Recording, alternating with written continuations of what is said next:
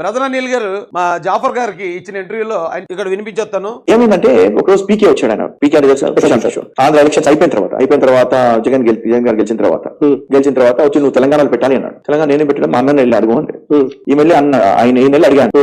ఆయన అడిగితే నన్ను కేసీఆర్ నాడు అక్కడ మనకి ఇబ్బంది అవుతుంది, నా అసెట్స్ అన్ని అక్కడే ఉన్నాయి అని అన్నాడు. నేను కూడా వదిలేశాను.